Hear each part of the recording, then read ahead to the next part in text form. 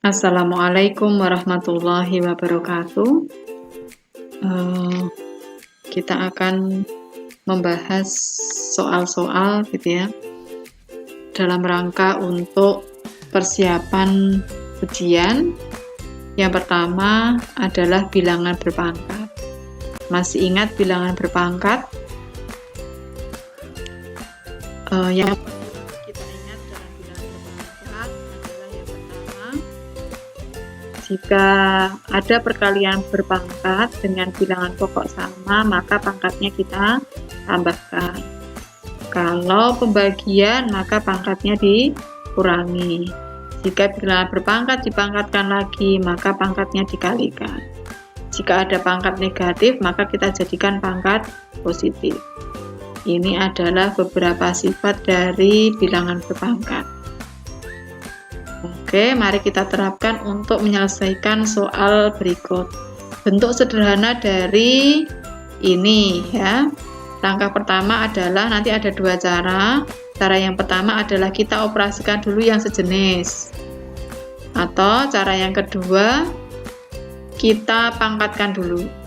Kita pakai cara yang pertama. Kita operasikan yang sejenis. Jadi ini X pangkat 3 dibagi X pangkat min 1. Karena dibagi, maka pangkatnya kita kurangi. Begitu pula yang Y. Y pangkat 2 dibagi Y pangkat 4, maka pangkatnya kita kurangi. Jangan lupa untuk dipangkatkan 4. 3 dikurangi min 1, X pangkat 4. 2 dikurangi 4, Y pangkat min 2. Kemudian kita pangkatkan 4. X pangkat 4 dipangkatkan 4, berarti X pangkat 16. Y pangkat min 2 dipangkatkan 4, pangkatnya kita kali, Y sama dengan min 8. Karena ini pangkatnya negatif, maka kita taruh bawah. X pangkat 16 per Y pangkat 8, menjadi pangkat positif. Dengan cara yang sama, yang sejenis kita selesaikan ya, P pangkat 3 dibagi P pangkat 4, berarti kan pangkatnya dikurangi. P pangkat 3 min 4 dikali min 2 dikurangi min 3 dikali 4 dikurangi 2, kemudian kita pangkatkan 5. Masing-masing kita operasikan. 3 dikurangi 4 min 1, berarti ini P pangkat min 1. Min 2 dikurangi min 3, berarti min 2 ditambah 3. 1, R pangkat 4 min 2, R pangkat 2 kita pangkatkan 5. Berarti hasilnya sama dengan P pangkat min 5 dikali Q pangkat 5 dikali R pangkat 10. Karena ini pangkatnya negatif, kita taruh bawah. Hasilnya adalah D. Atau bisa dengan cara lain ya, seperti tadi ya, yang pertama tidak perlu semuanya diselesaikan. Jadi P pangkat 3 dibagi P pangkat 5 itu adalah P pangkat min 1. P pangkat min 1 dipangkatkan 5 itu hasilnya P pangkat min 5, atau P pangkat 5 nya terletak di bawah. Karena hanya ada dua kemungkinan, D atau E. Kemudian ambil saja yang Q atau R. Misalnya kita ambil R. R pangkat 4 dibagi R pangkat 2 kan R pangkat 2. R pangkat 2 dipangkatkan 5 berarti R pangkat 10. Nah, hasilnya adalah E. Contoh berikutnya masih sama. Ya, kita lihat. Kita lihat. Ya, A pangkat 5 dibagi A pangkat 4. Berarti kan pangkatnya dikurangi. 5 dikurangi 4 kan sama dengan A pangkat 1 dipangkatkan 2 berarti A pangkat 2. Ini kita, kalau semuanya mau diselesaikan, ini dipangkatkan 2. Hasilnya masih ada C ya, salah ini ya. A pangkat 1, B pangkat min 1, C pangkat 3. Ini kita pangkatkan 2. Kalau dipangkatkan 2, pangkatnya dikali 2. A pangkat 2, B pangkat min 2, C pangkat 6. hasilnya ini.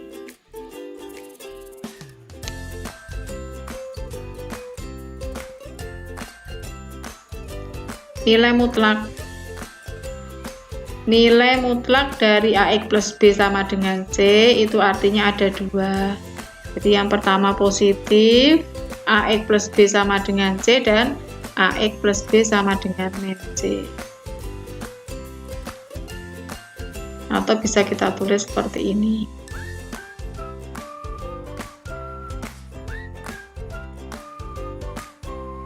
Contohnya 4x min 1 sama dengan 5. Kita buat bentuknya seperti ini. 4x min 1 sama dengan 5 dan sama dengan min 5. Kita pindahkan min 1-nya. Min 1 kalau pindah ruas ke kanan maupun ke kiri, karena min kita pindah ruas menjadi plus, ya. Jadi yang di sini kita tambahkan plus 1, yang di sini juga kita tambahkan plus 1. Hasilnya min 5 tambah 1 min 4, 5 tambah 1 6. Untuk menghilangkan 4 atau menjadikan ini 1x, maka ini dibagi 4. Hasilnya adalah seperti ini. Maka min 1, x-nya min 1 dan 3/2. Kita cari min 1 dan 3/2. Atau cara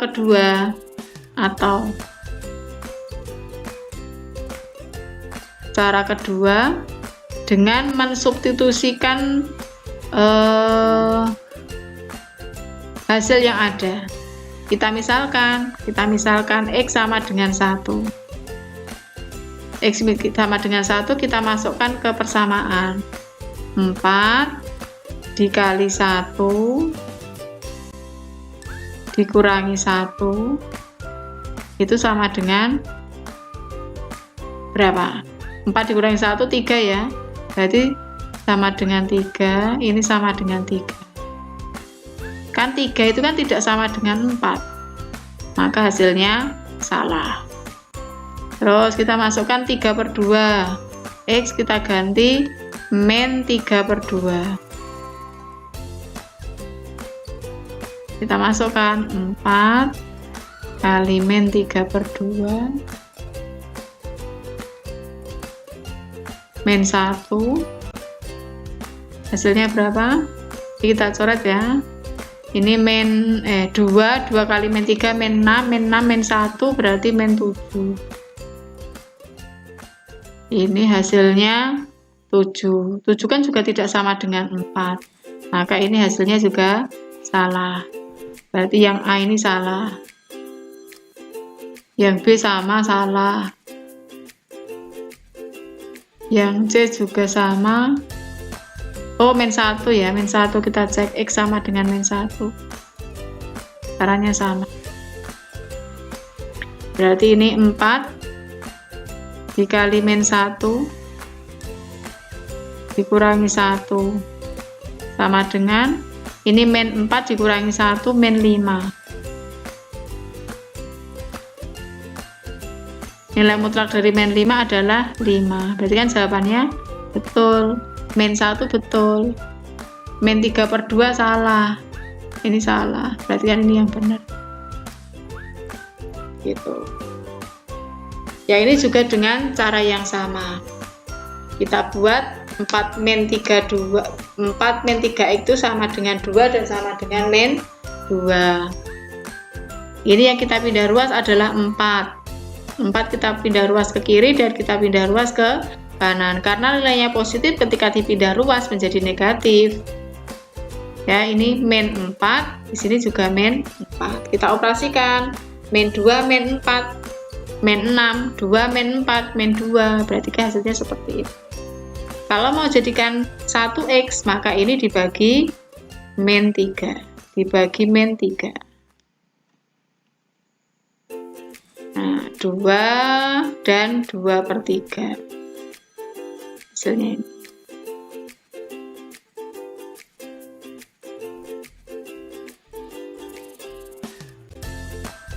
Berikutnya, sistem persamaan linear dua variabel atau SPLDV. 4 tahun yang lalu usia Ismiati sepersembilan usia ayahnya, dan 8 tahun yang akan datang usia Ismiati sepertiga usia ayahnya.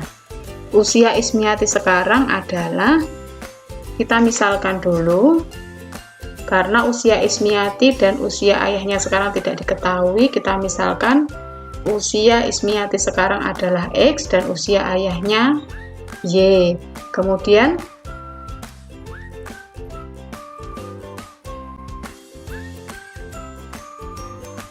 ini kita buat persamaan 4 tahun yang lalu. Kalau usia Ismiati sekarang X, berarti 4 tahun yang lalu usia Ismiati X min 4. Ini 4 tahun yang lalu itu usia Ismiati X min 4. Bagaimana dengan usia ayahnya? Sama, jika sekarang usia ayahnya 9, maka 4 tahun yang lalu usia ayahnya juga Y min 4. Maka kita buat persamaan X min 4 sama dengan 1/9 usia ayahnya Y min 4. Begitu pula dengan 8 tahun yang akan datang. Kalau 8 tahun yang akan datang berarti usia Ismiati X plus 8. Usia ayahnya juga sama, Y plus 8. Kita buat persamaan. X plus 8 sama dengan 1/3 Y plus 8. Nah, dari dua persamaan ini kita percantik bentuknya. Yang pertama, ini semua kita kali 9. Kalau kita kali 9, ya, kan 1/9-nya hilang ini. 1/9 kali 9 kan hasilnya 1. Jadi 9 kali X min 4 sama dengan Y min 4. Nah, kemudian kita kalikan 9 kali X, 9 kali min 4 sama dengan ini. Itu pula dengan yang kedua.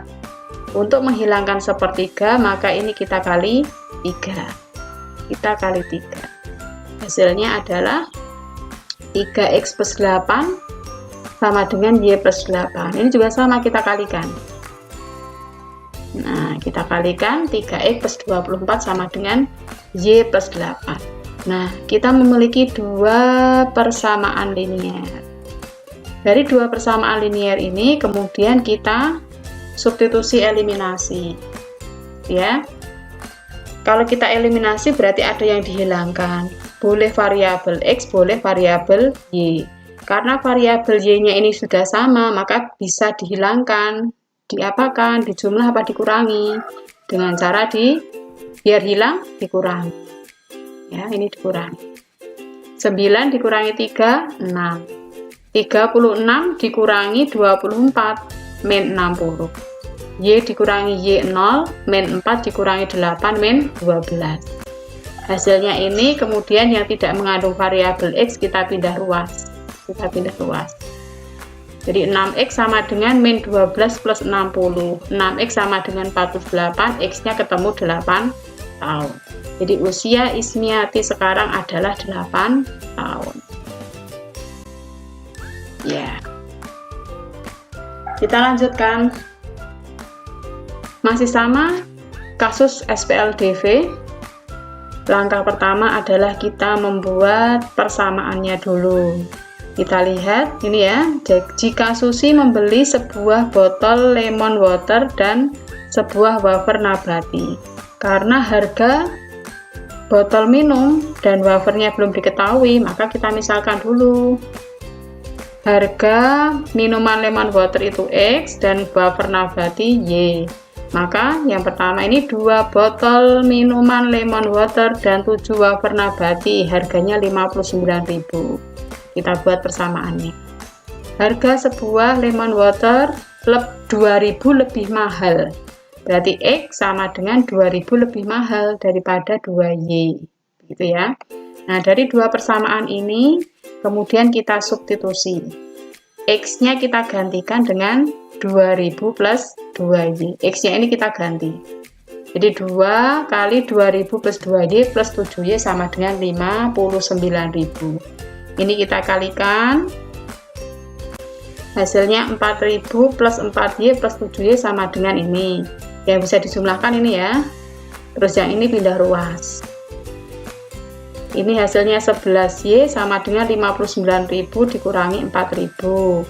Y-nya ketemu 5.000. Nah, kalau Y-nya sudah ketemu, kemudian kita substitusikan ke X-nya. Kita substitusikan ke X-nya. Ya, 2000 plus 2Y, Y-nya kita ganti 5000, jadi 2000 ditambah 10.000 hasilnya 12.000. Maka harga satu botol minuman dan satu wafer adalah 17.000.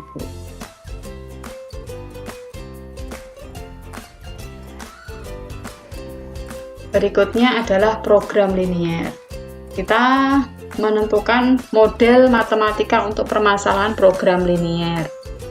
Kita baca dulu. Seorang pengusaha material hendak mengangkut 110 ton barang dari gudang A ke gudang B. Untuk keperluan ini, sekurang-kurangnya diperlukan 50 truk yang terdiri dari truk 1 dan truk 2. Jadi ada dua jenis truk ya, kita tulis dulu. Truk 1, ada dua jenis truk, truk 1 dan truk 2 ya. Jumlahnya diketahui tidak, ini dimisalkan banyak truk 1X, banyak truk 2Y, berarti kan ini saya misalkan X, Y. Untuk mengangkut barang, nah untuk mengangkut 110 barang sekurang-kurangnya. Nah, sekurang-kurangnya ini kita jadikan simbol matematika, sekurang-kurangnya berarti kan lebih dari atau sama dengan. Maka ketika jumlah truk 1 dan truk 2-nya X plus Y, sekurang-kurangnya lebih dari atau sama dengan 50. Kita lihat di option. Mana yang memenuhi X plus Y lebih dari 50? Ini benar, benar, benar. Berarti ini salah ya. Ini salah. Yang ini salah. Oke, tinggal 3. Kita lanjutkan. Truk 1, jadi muatnya ya, kapasitasnya sekarang. Kapasitas truk 1 itu adalah 3 ton. Kapasitas truk 1 adalah 3 ton. Kapasitas truk 2 ton. Nah, berapa barang yang mau diangkut? 110 ton. Dengan menggunakan truk itu akan mengangkut 110 ton. Kan tidak mungkin lebih dari. Mungkin lebih dari barangnya yang akan dibawa itu kan tidak mungkin lebih dari. Nah, kemungkinannya adalah kurang dari atau sama dengan 110.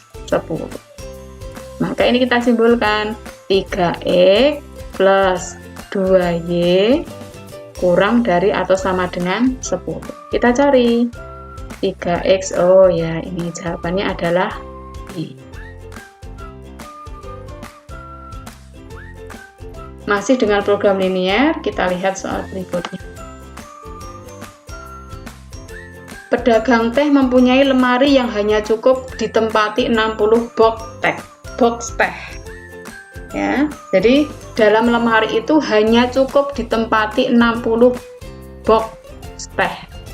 Nah, jadi boxnya itu box teh. Tehnya itu ada 2 ya. Jenis tehnya itu ada jenis tehnya itu ada aroma melati. Ini melati, yang satu adalah vanila. Sudah diketahui belum jumlah keduanya? Belum, ini disimbolkan ya. Jadi jumlahnya ini X, ini Y. Dalam lemari itu hanya cukup ditempati 60 box teh. Berarti lebih dari mungkin tidak? Nggak mungkin. Maka ini jumlahnya itu adalah kurang dari atau sama dengan 60. Karena apa?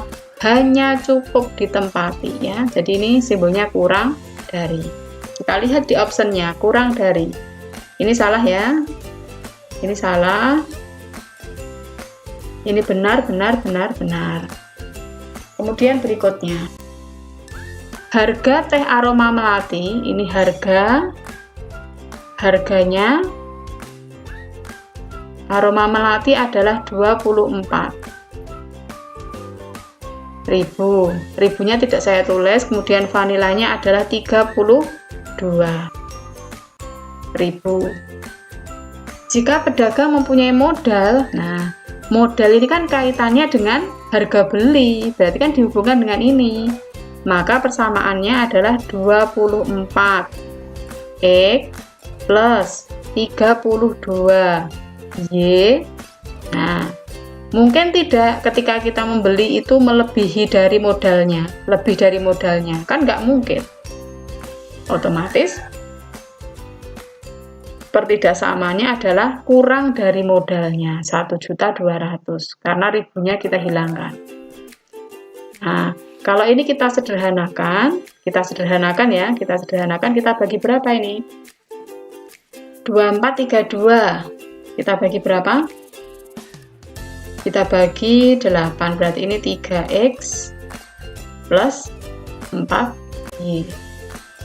Kita lihat di optionnya, 3x plus 4y nya kurang dari, ini karena lebih dari salah, ini juga lebih dari salah. Antara C dan D yang memenuhi adalah C. Ya, program ini. Berikutnya masih dengan program linier, tetapi kita dalam rangka untuk menentukan daerah penyelesaian. Kita lihat pertidaksamaannya. Yang pertama adalah X plus Y, ya. X plus Y lebih dari atau sama dengan 5. Saya tulis sama dengan ya. Kita cari titik potongnya. Jika X-nya itu kita ganti angka 0, ini kita ganti angka 0, maka Y-nya ketemu 5. Kalau Y-nya yang angka 0, berarti X-nya ketemu 5. Maka diperoleh titik potongnya itu adalah 0,5 dan 5,0. Mana garis yang memenuhi itu, yang melewati 0,5 dan 5,0? Ini ya, ini 0,5, ini 5,0. Berarti garis satu ini adalah garis X plus Y sama dengan 5. Yang dicari itu adalah daerahnya lebih dari. Kalau lebih dari itu berada di atas atau di bawah? Lebih dari. Di atas ya, di atas. Ini adalah daerah yang memenuhi. Yang saya arsir adalah daerah yang memenuhi. Maka daerah yang tidak memenuhi itu adalah 1, 2, dan 3. Maka ini 1 salah, 2 salah, 3 juga salah.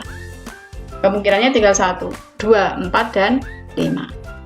Otomatis kalau ini tadi garis 1, berarti ini adalah garis 2. Garis 2 apa yang diminta? Kurang dari. Kurang dari berarti kan di bawah. Ya. Kurang dari berarti kan di bawah. Karena kurang dari di bawah, berarti kan ini ke bawah arsirannya. Nah, mana yang dilalui oleh kedua garis? Yaitu 5. Maka jawabannya adalah 5. Di daerah yang memenuhi sistem pertidaksamaan itu adalah daerah 5. Masih dengan soal yang sama, agak rumit sedikit. Ya, kita lihat pertidaksamaannya dulu. Ini ya. 2x min y sama dengan 6. Kita cari dulu garisnya. Kita cari titik potongnya x, y. Jika x-nya 0, ini kita ganti 0, berarti kan min y sama dengan 6. Maka y-nya sama dengan min 6. Kalau y-nya yang 0, ini 0, berarti 2x sama dengan 6. X-nya ketemu 3. Mana garis yang dilewati oleh titik 0,-6 dan 3,0? Yang mana? Ini 0,6 di sini, 3,0 di sini, berarti ini. Ini adalah garis 2x min y sama dengan 6.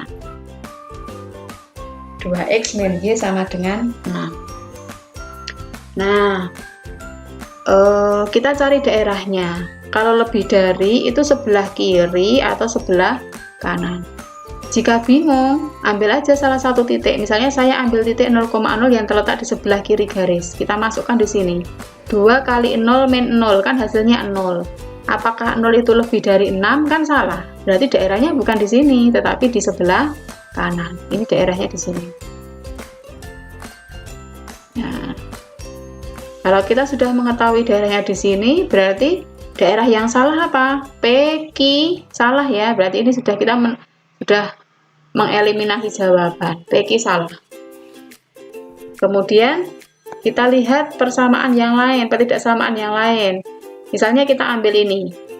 X kurang dari 6. X kurang dari 6. Ya, X kurang dari 6. Berarti cari garis X sama dengan 6 kan ini. Ini garis X sama dengan 6. Yang diminta apa? Kurang dari. Kalau kurang dari berarti kan daerahnya di kiri. Ini daerahnya di kiri.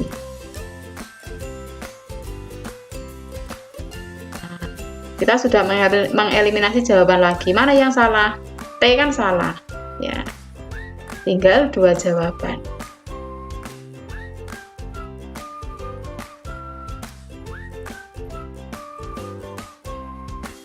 Nah, yang terakhir, pertidaksamaan X plus 2Y kurang dari 10. Satu-satunya garis yang belum digunakan kan ini. Nih, ini ya.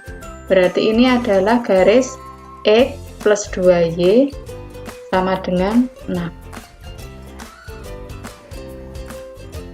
Apa yang diminta? Kurang dari. Kalau kurang dari itu yang atas apa yang bawah? Yang bawah. Nah, berarti mana daerah yang dilewati oleh ketiga warna? Mana jawabannya? Ini. Jawabannya ini ya, S. Jawabannya S. Berarti ini jawabannya. Nah, mudah kan? Kita lanjutkan. Barisan aritmatika dan barisan geometri. Apa bedanya barisan aritmatika dan barisan geometri? Yang menjadi ciri khususnya itu apa? Kita bahas barisan aritmatika dulu. Barisan aritmatika cirinya adalah mempunyai selisih yang tetap. Ya, mempunyai selisih yang tetap. Kita misalkan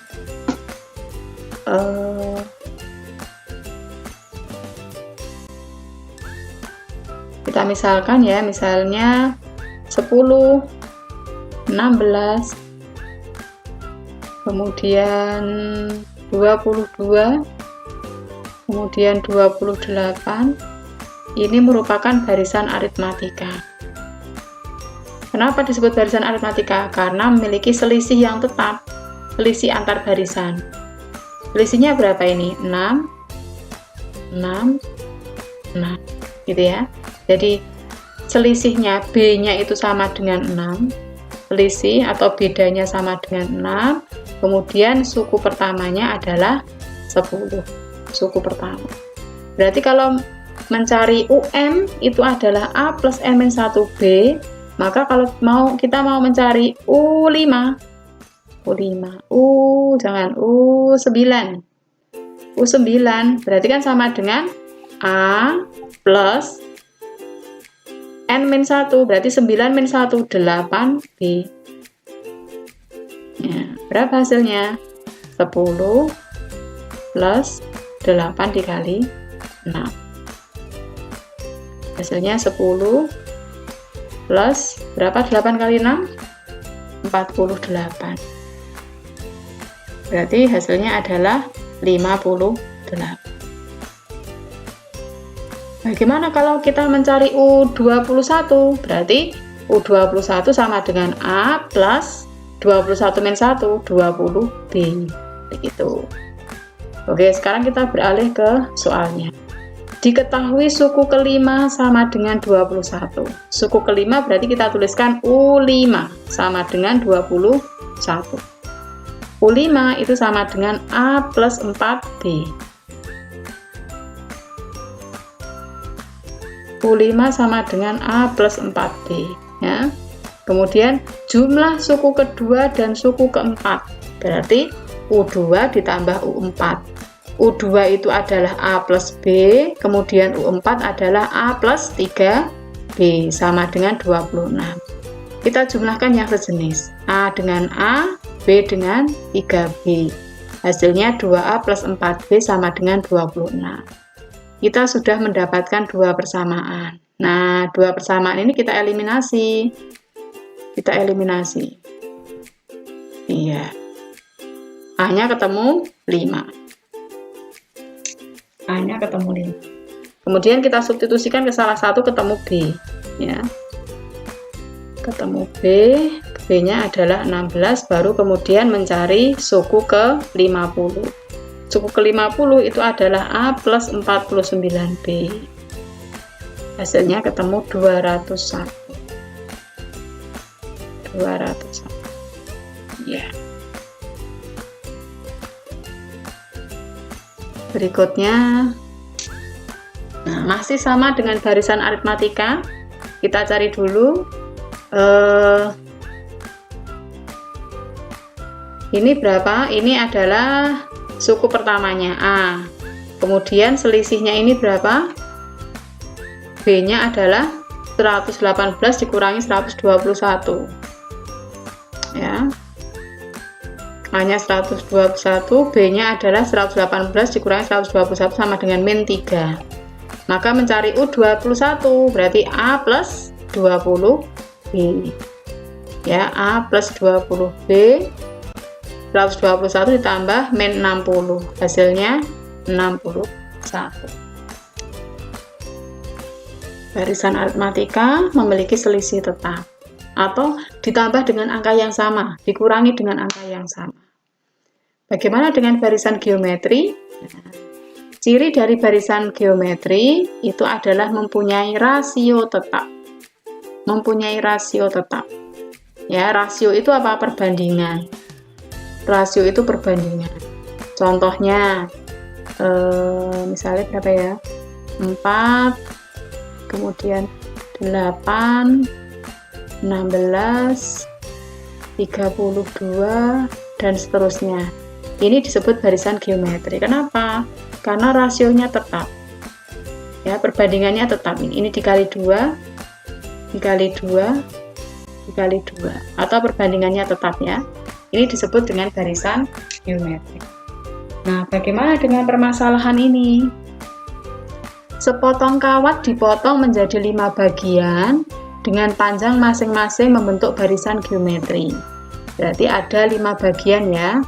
5 bagian ya. Bagian pertama 2, 3, 4, 5. Jika panjang potongan kawat yang paling pendek 4, berarti di sini 4. Dan panjang potongan kawat yang terpanjang 64, berarti di sini 64. Pernyataan berikut yang benar adalah, karena ini merupakan barisan geometri,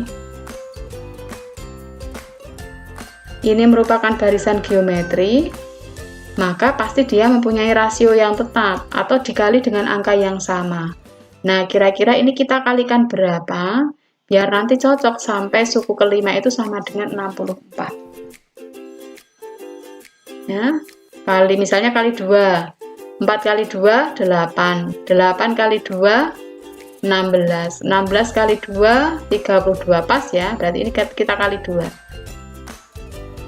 8, 16, 32, 64, jadi dikali 2. Nah, kita lihat pernyataannya. Panjang potongan kawat bagian kedua 3 kali potongan kawat bagian pertama. Benar apa salah? Bagian potongan kawat kedua 3 kalinya. Salah ya, ini salah. Kemudian selisih potongan kawat bagian pertama dan ketiga 10. Ketiga 16, pertama 4. Berarti hasilnya berapa? Hasilnya 12 harusnya. Berarti ini salah. Perbandingannya 1:4, salah ya, harusnya 1:2. Panjang kawat seluruhnya 120. Ini kita jumlahkan. 4 ditambah 16 20, 8 ditambah 32 40, berarti 60 tambah 64 hasilnya adalah 124. Berarti yang D salah, harusnya 124. Ini salah ya. Panjang kawat seluruhnya kurang dari 125. Nah, ini yang tepat. Jadi masing-masing dari option itu kita analisis benar sesuai tidak dengan permasalahan. Masih dengan barisan geometri ya. Seorang peneliti sedang mengamati pertumbuhan sebuah tanaman. Pada hari kedua, pengamatan tinggi tanaman adalah 18 dan hari keempat itu adalah 32. Kita cari pernyataannya. Tinggi tanaman pada awal pengamatan 16. Ini kita uji coba ya, kita uji coba. Yang A ya, yang A. Kalau yang pertama 16, yang kedua 18, yang ketiga belum diketahui, yang keempat 32. Benar nggak? Kalau kita tambah 2, berarti kan benar ya, kalau tambah 2 ditambah 2 20. Tidak benar, tidak cocok ini ya, tidak cocok. Terus pertumbuhan tanaman 3/2 kali tinggi sebelumnya. Kita cek yang B ya, yang B kita cek. Misalnya 18, ini kali 3/2. Hasilnya berapa ini? 6 kali 3 27. Berarti pertumbuhan yang ketiga itu 27. Nah, 27 juga kita kali 3/2. Apakah sama dengan 32? Sama enggak? Salah, beda. Berarti ini juga salah. Tinggi tanaman pada hari ketiga 24. Kita cek. Kalau tinggi tanamannya 24 di sini, berarti ini dikali berapa? Kita cek ini kita masukkan 24 ya. Kita masukkan 24.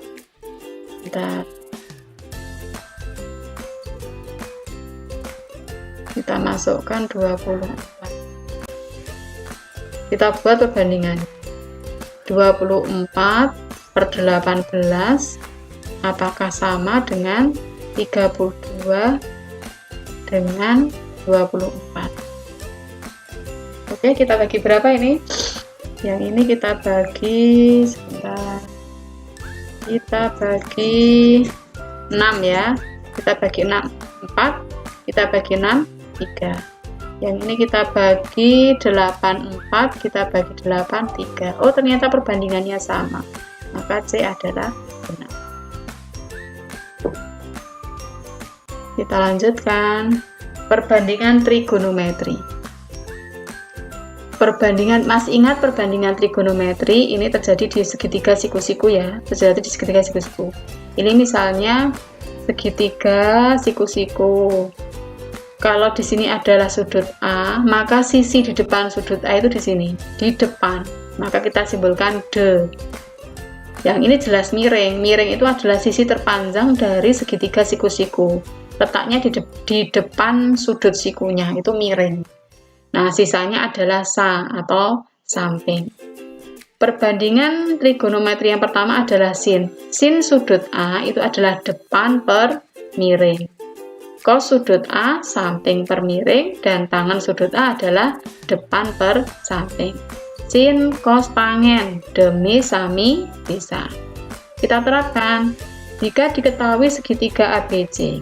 Segitiga ABC dengan siku-siku di B. Kita buat ya, siku-siku di B. Berarti ini A, yang ini B. Ini C. Panjang AB 7. Panjang AC 25. Masih ingat? Untuk menentukan salah satu sisi pada segitiga siku-siku, yaitu dengan menggunakan cara Pythagoras. Ya, dengan cara Pythagoras. Atau yang sudah hafal dengan triple Pythagoras pasti langsung sudah bisa menemukan berapa salah satu sisi ini, gitu ya. Triple Pythagoras. Kita cari dulu dengan menggunakan Pythagoras. Panjang BC adalah 25 kuadrat dikurangi 7 kuadrat. Hasilnya adalah 576 atau akarnya adalah 24. Berarti di sini ketemu 24. Baru kita cari tangen A. Tangen, apa tadi tangen? Desa. Depan per samping. Depan per samping. Nah, depan sudut A itu apa depannya? Yaitu angka 24. Sampingnya, kalau ini miring berarti sampingnya 7. Maka hasilnya adalah 24 per 7. Masih dengan cara yang sama. Ya. Sekarang kita lihat. Seseorang berada di gedung yang tingginya 21 meter. Ini adalah gedung tingginya 21 meter. Orangnya berada di sini. Melihat pohon di halaman gedung. Melihat pohon di halaman gedung. Berarti misalnya di sini pohonnya ya.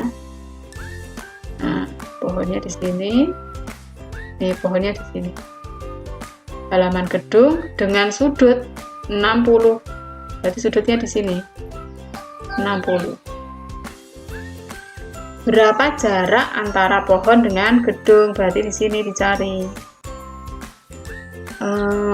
Jika berdasarkan berseberangan dalam ya, ini sudutnya 60, berarti di sini juga 60. Dengan menggunakan sudut 60 ini yang diketahui adalah depan sudut dan samping sudut, maka yang digunakan adalah tangan 60. Berapa tangan 60? Masih ingat sudut istimewa? Ya, sudut istimewa itu ada 0, 30, 45, 60, 90. Ada sin, cos, tangen. Sin itu 0, setengah, setengah akar 2, setengah akar 3, 1 diurutkan. Cosnya tinggal dibalik, 0, setengah, setengah akar 2, setengah akar 3, 1. Tangannya itu pembagian. Tangan itu adalah sin per cos, 0 per 1, 0, setengah per setengah akar 3, seper akar 3, setengah akar 2, dan seterusnya. Kita isi tangan 60, kita cari tangan 60, akar 3. Berarti ini akar 3 sama dengan 21 per X. Mencari X itu adalah 21 dibagi akar 3. Karena di bawahnya ini merupakan bentuk akar, maka kita rasionalkan dengan cara mengali akar 3 per akar 3. 21 kali akar 3, 21 akar 3 per akar 3 kali akar 3, 3. Berarti 21 per 3 akar 3 sama dengan 7 akar 3. Jawabannya adalah 7 akar 3. Itu untuk perbandingan trigonometri. Nilai sudut berelasi.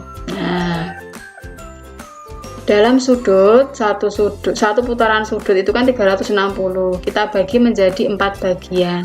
Nah, bagian pertama itu adalah 0 sampai 90. Ya, ini disebut kuadran pertama. Kuadran kedua itu 90 sampai 180. Kemudian kuadran ketiga 180 sampai 270 dan kuadran keempat adalah 270 sampai 0. Sampai 360 di sini ya. Nah, di kuadran 1 itu rumusnya alfa. Di kuadran 2 180 min alfa.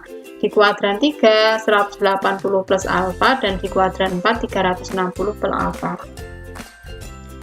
Nilai yang positif di kuadran 1 adalah semua. Jadi sin, cos, tangen itu semuanya berada di kuadran 1 bernilai positif. Kalau di kuadran 2 yang positif adalah sinnya, di kuadran 3 tangennya, di kuadran 4 cosnya. Mari kita cari satu persatu. Sin 120. Di mana letak 120? Nah, 120 kan di antara 90 dan 180. Berarti 120 itu terletak di kuadran 2. Ya, di kuadran 2.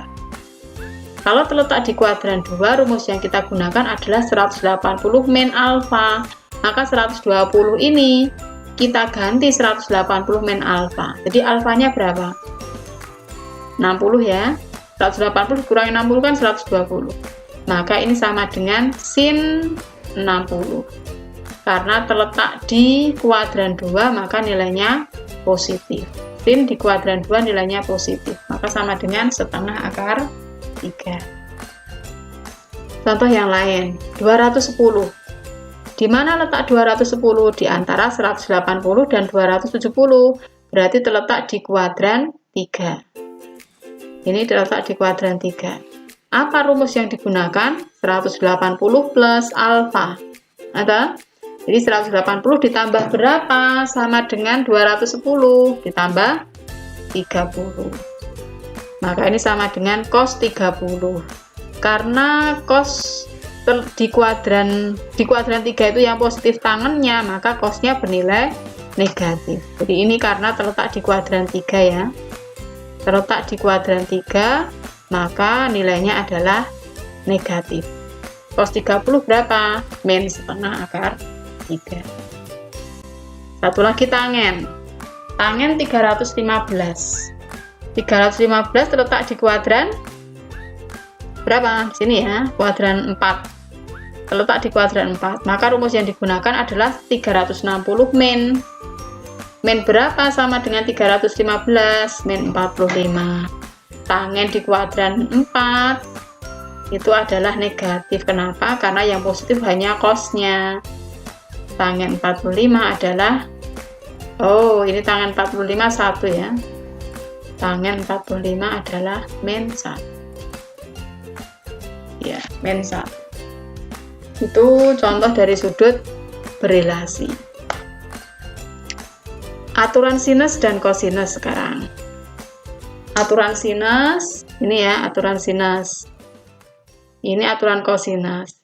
Jadi misalnya ya, ini adalah untuk segitiga bukan siku-siku atau segitiga sembarang. Ini sudut A, B, C. Nah, sisi di depan sudut A itu disebut panjang sisi A kecil. Sisi di depan sudut B itu adalah B kecil. Sisi di depan sudut C itu adalah C kecil.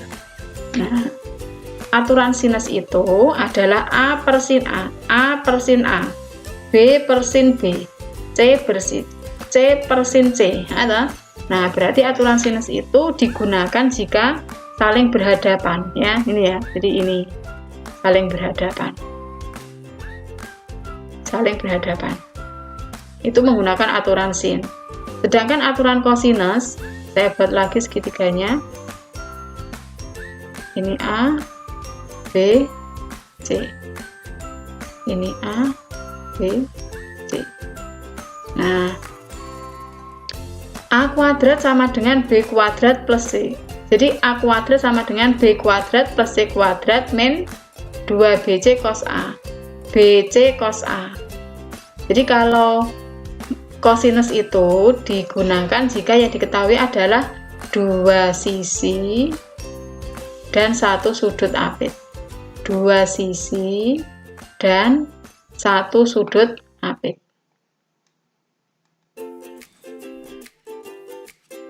Nah, 1 sudut apit. Nah, sekarang kita lihat di sini. Naila ingin membuat sebuah segitiga yang ia namai segitiga DEF. Jika dia ingin membuat panjang dari sisi E 16, sisi E kan berarti depannya ya. Depannya 16, kemudian sisi F-nya depan sudut F 12, sudut di antara dua sisi adalah 60.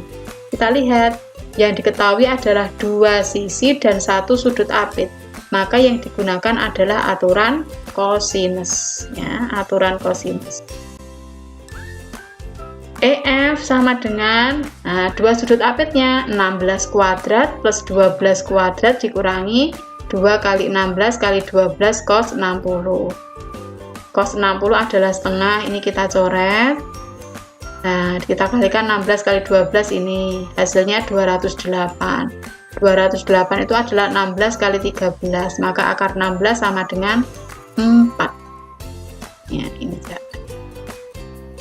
Jadi menggunakan aturan kosinus itu digunakan jika yang diketahui adalah 2 sisi dan 1 sudut apit. Sedangkan aturan sinus itu digunakan jika saling berhadapan yang diketahui dan ditanyakan. Jadi misalnya panjang sisi C ya dengan sudut C, panjang sisi B dengan sudut B, begitu seterusnya.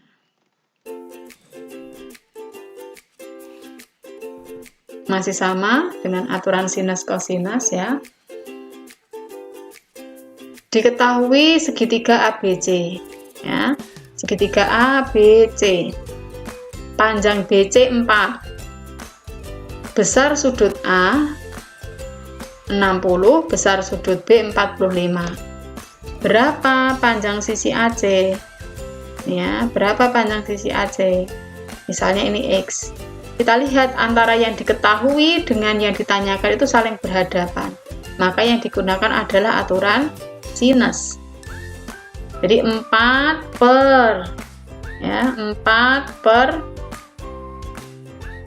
sin 45 sama dengan AC per sin 60. Ya, AC per sin 60. Sin 45 setengah, sin 60 setengah akar 3. Ini sama-sama punya setengah ya. Berarti AC itu sama dengan 4 akar 2 dibagi akar 3. Kita kalikan sekawannya. Ini akar 3 per sekawan. Kita kalikan ya akar 3 ya untuk menghilangkan akarnya. Akar 2 kali akar 3 akar 6. Berarti 4 akar 6 per 3. 4 per 3 akar 6. C.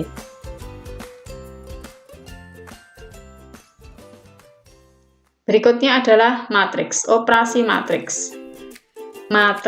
Operasi matriks itu adalah menjumlahkan, untuk penjumlahan dan pengurangan, itu menjumlahkan elemen-elemen yang seletak. C transpos, ini C transpos. C transpos itu mengubah baris menjadi kolom. Kita tuliskan dulu. A plus 2B sama dengan C transpos. A-nya kita tuliskan plus 2B sama dengan C transpos. Transpos itu baris jadi kolom ya. Jadi ini baris, nanti ditulis di kolom. 13, 6. 3 min 6 jadi kolom kedua. Itu namanya transpos. Nah, bagaimana caranya? Kita kalikan dulu ini. 2 kali 5, 10. 2 kali 0, 0. Dan seterusnya. Sama dengan ini. Nah, kemudian kita lihat. Tadi kan penjumlahan dan pengurangan pada operasi matriks itu dijumlahkan yang sejenis, yang seletak. Jadi 3 ditambah 10 sama dengan 13. Betul ya? Betul. Berikutnya B ditambah 0 sama dengan 3. Nah, berarti B-nya sama dengan 3. Berikutnya A ditambah 2A sama dengan 6. Berarti 3A sama dengan 6, maka A-nya sama dengan 2. Maka A plus B sama dengan 5. Jadi yang seletak itu yang dioperasikan. Itu untuk operasi matriks. Bagaimana dengan determinan matriks? Masih ingat caranya mencari determinan matriks ordo 3x3 yaitu dengan menggunakan sarus. Caranya adalah menambahkan 2 kolom pada matriks tersebut di belakangnya. Kemudian kita kalikan. Ini kita kalikan. Min 8, 0 ya. Kemudian ini kita kalikan. Min 6 kita kalikan. Nah, dijumlahkan. Hasilnya sama dengan 0. Kita balik sekarang. Bentar.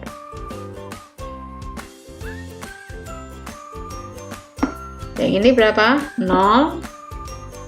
Yang ini min 12. Yang ini 12. Kita jumlahkan. Hasilnya juga 0. Nah, yang bawah dikurangi yang atas. Dikurangi 0. Dikurangi 0 sama dengan 0. Ini adalah determinan. Inverse. Masih ingat rumus inverse matrix? Inverse matrix ya.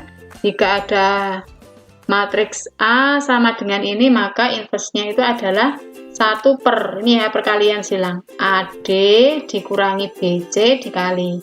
Yang AD ini kita balik, yang BC kita kalikan negatif. Kita cari P inverse-nya 1 per, ini dikalikan 4 kali 1 dikurangi min 2 kali min 3. Dikali, yang ini dibalik 1 4, yang ini dikalikan negatif min 2 min 3. Hasilnya 1/4 dikurangi 6 dikali, ya, min setengah dikali, mana jawabannya?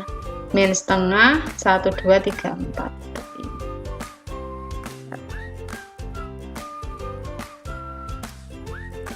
Persamaan kuadrat.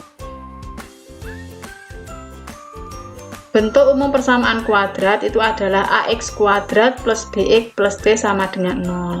Bagaimana cara menyelesaikannya? Bentuk persamaan kuadrat itu adalah dengan cara memfaktorkan, melengkapkan kuadrat sempurna dengan rumus A, B, C. Misalnya, x kuadrat min 4x min 12. Kita selesaikan dengan cara memfaktorkan. Berapa bilangan jika dikali 12 min 12 dijumlahkan min 4? Berapa? Ya, berapa ini? Min 6 dan 2. Ya, kalau dikali min 12 dijumlahkan min 4. Maka ini kita faktorkan. Berarti ini x min 6 dikali x plus 2 sama dengan 0. X min 6 ya sama dengan 0, atau x plus 2 sama dengan 0. Berarti ini x-nya sama dengan 6, yang ini x-nya sama dengan min 2. Berarti jawabannya adalah 6 dan min 2. 6 dan min 2. Itu dengan cara memfaktorkan. Caranya sama untuk ini. Karena ini ada negatif, mungkin agak bingung ya. Maka kita kalikan dengan min 1 dulu. Berarti ini x kuadrat, x kuadrat plus 6x min 16 sama dengan 0. Oke, kita cari. Dikalikan min 16 dijumlahkan 6. Angka berapa itu? Berapa? 8 dan min 2. Ya. Kalau kita kalikan min 16, kita jumlahkan 6. Maka faktornya adalah x plus 8 dan x min 2 sama dengan 0. Ini x plus 8 sama dengan 0, yang ini x min 2 sama dengan 0. Ketemu x sama dengan min 8, yang belakang x sama dengan 2. Maka hasilnya adalah min 8 dan 2. Itu untuk menyelesaikan persamaan kuadrat.